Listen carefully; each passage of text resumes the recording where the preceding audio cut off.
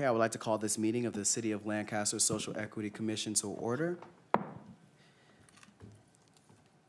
City Clerk, can you please call the roll? Commissioners Deloche, Present. Hone, absent. Joseph, Present. Vice Chair Kristen Pope, Present. Chairman Cannon. Present. We have a quorum. Thank you. We're going to skip the invocation today. Vice Chair Pope, would you lead us in the Pledge of Allegiance? Absolutely. Please stand. Place your right hand over your heart. Ready, begin. I pledge allegiance to the flag of the United States of America and to the republic for which it stands, one nation, under God, indivisible, with liberty and justice for all. You may be seated. Okay, guys, thank you so much. Next item on the agenda is a presentation. As you guys know, in the month of June, we had a Juneteenth event for the City of Lancaster, an inaugural Juneteenth event that was awesome, and I can sit here and I can talk about it, but I believe we have a video to show.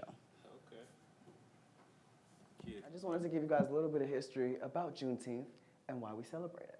In April 1865, the Confederate Army surrendered to Union General Ulysses S. Grant in the south central part of Virginia. The U.S. had about 4 million slaves at this time. It took the Union Army months to reach Texas as they marched to the south. They told former slaves that they were now considered employees and former masters that they were now considered employers by law. On June 19, 1865, General Gordon Granger rode into Galveston, Texas with thousands of Union troops saying, "The people of Texas are informed that in accordance with a proclamation from the Executive of the United States, all slaves are freed. This involves an absolute rights and rights of property between former masters and slaves." As word spread of the proclamation, newly freed slaves broke out in joyous and spontaneous celebrations throughout the state. This gave birth to an annual holiday in the African American community, where families would gather and celebrate what it means to be free and Black in America. The history of our nation has been defined as the collective struggle for freedom, making sure that all communities from all backgrounds have the same opportunity and access to the American dream. Juneteenth being recognized as a federal holiday accomplishes this because it shows that from the highest levels of our government that we are prioritizing the experiences of Black folks across our country. As we recognize Juneteenth, we demonstrate that family in this country matters and that the things that bind us together are more important than the things that divide us. And I think that that's a message that resonates with all of us now more than ever before. We do know that the first time this became a holiday was in Texas, and then the President of the United States made it a national holiday in September 2021. The Emancipation Proclamation was introduced in 1862 and declared in 1863, but the last slaves were freed in 1865. That's 2.5 years after the proclamation was introduced, and they were legally free. It is the reason why the African American community commemorates our freedom on June 19th. This is just not African American history, this is American history. It is a tried and true trope that hits home for every American. None of us are free until all of us are free. We're here, Lancaster Juneteenth celebration. Come get your skate on. Skate rink is open. Let's go, buddy. Let's go. Hey, go.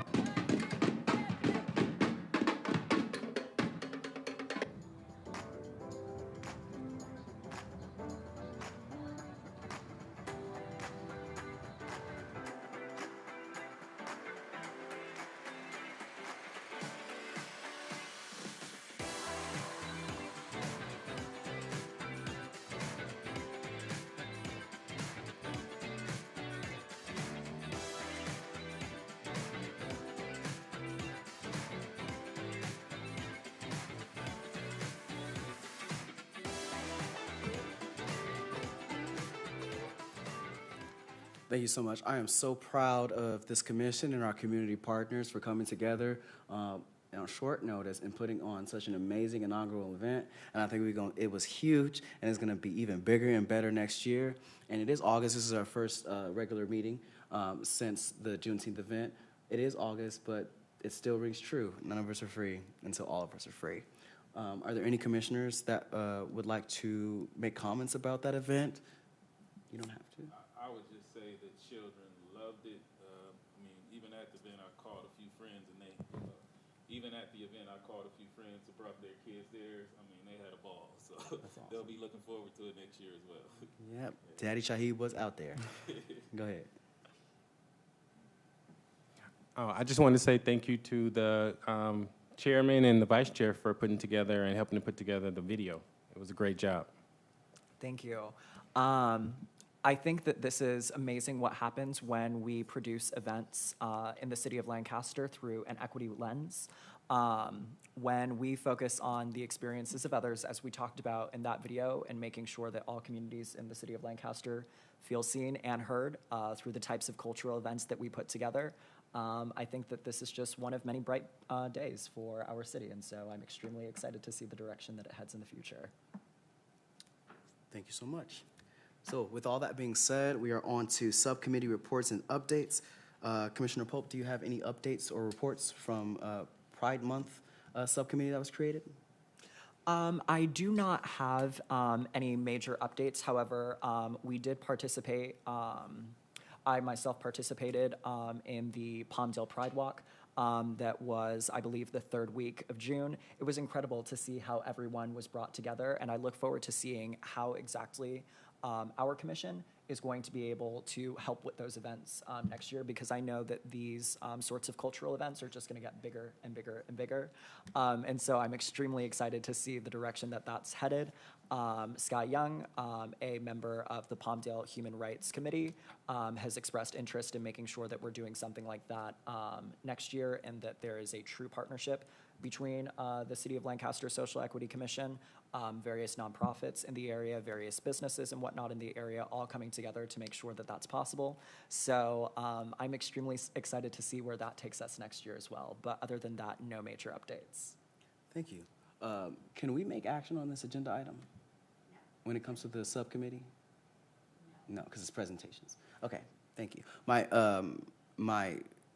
suggestion, what I was going to say, is that we should just make this the Pride subcommittee, because there is still work to be done with the LGBT community in the city of Lancaster, especially since we are now in this monkeypox era.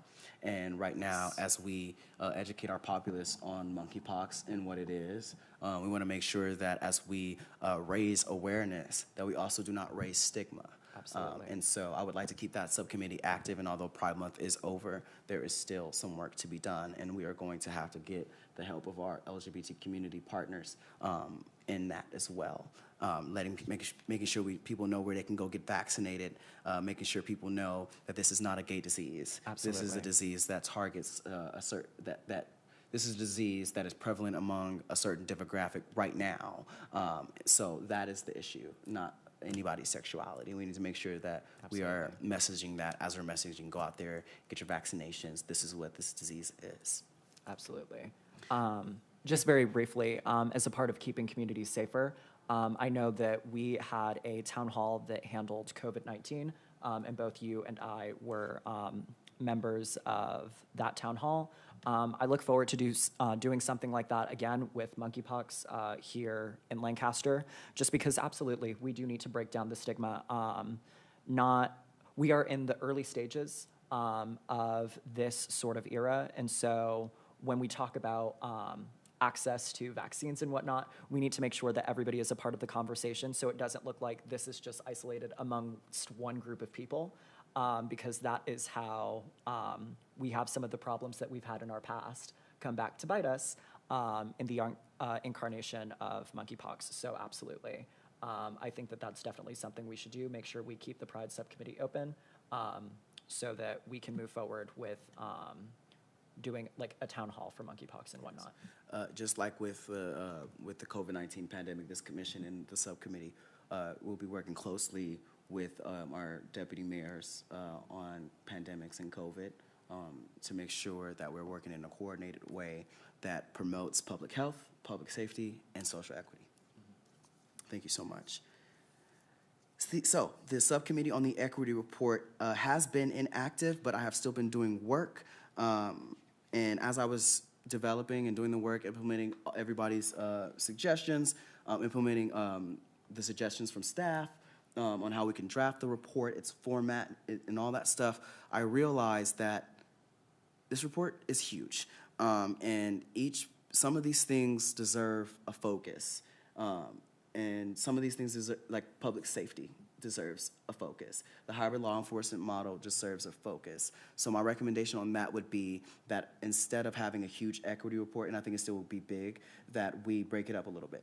And that we begin starting, now that we have our new public safety director, Director Armelin over there, that we begin with the recommendations that we had compiled that are the most complete, which is on public safety and the hybrid law enforcement model. I do think that we need a little bit more input from commissioners, and now that we are poised to get new members, that we should get their input on the other aspects of it, the economic aspects of it as well. That being said, that is the only update that I have for the equity report subcommittee. And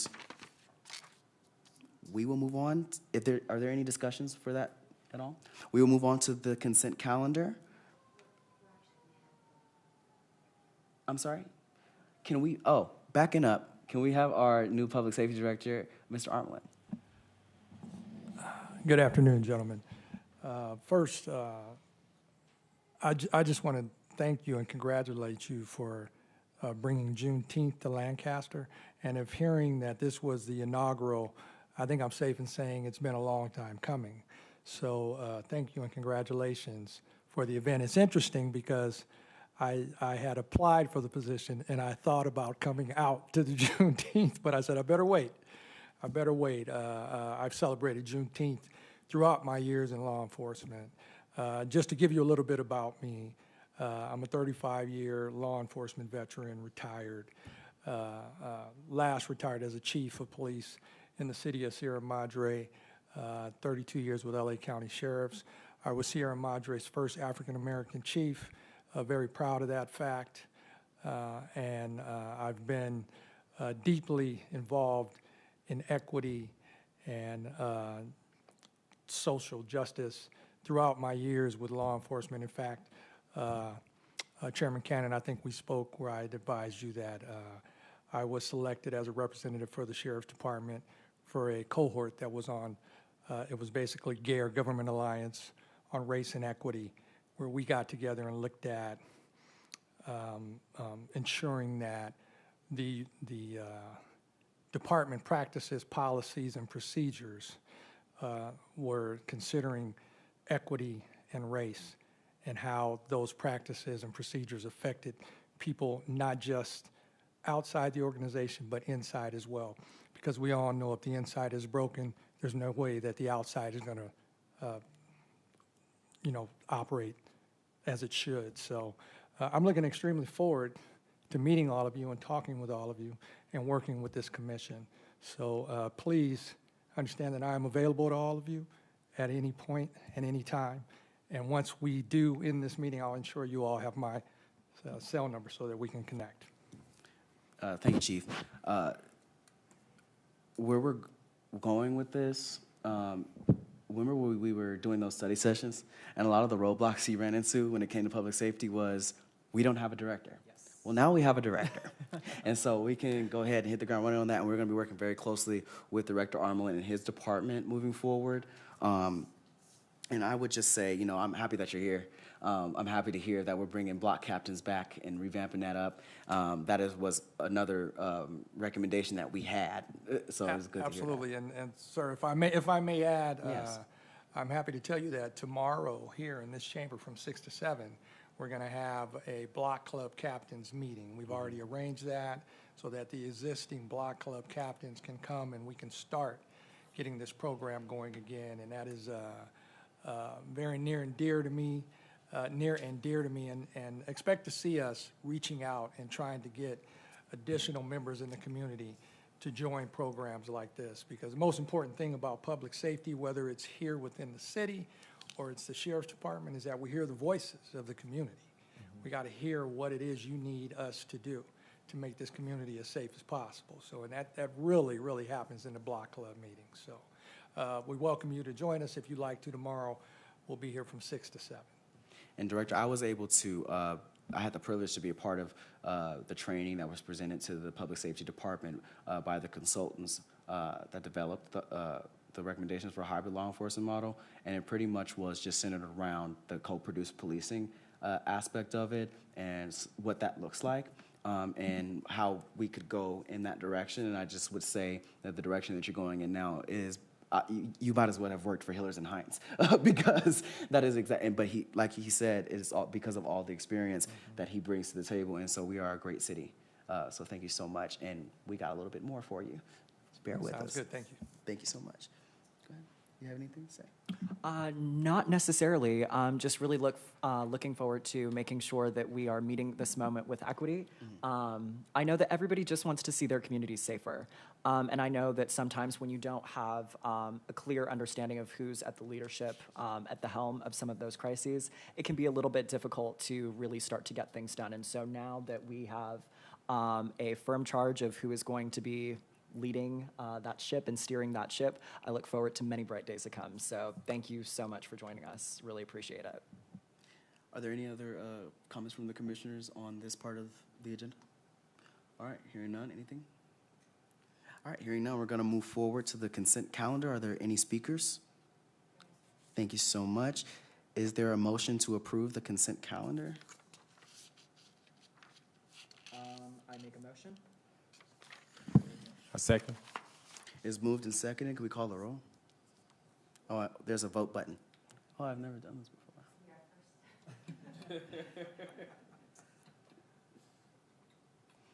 I am a fan of voice votes. I always have been. Same.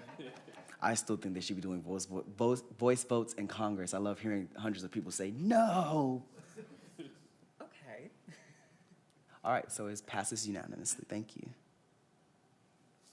Oh, one thing I think we didn't recognize is, as much as you guys did, I think we only played a small part in that Juneteenth event. It was a community that it was so many names that were there at that table that I can't remember them all, but I'll be getting that list.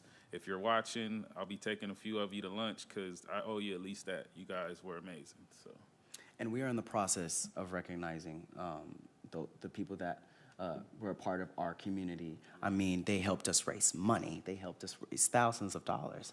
And it was almost like in the span of 2 weeks, we had a blown out event. I mean, they were helping us with parking. They were helping us get Tommy the Clown, who I grew up on. To see Tommy the Clown out here in Lancaster and his team was just awesome. And it was just awesome for the community. And you see, most of these folks were the same folks that organized the historical Sun Village Juneteenth. And for us to be a part of that, for this city to be a part of that and working with that historical piece of this valley is awesome.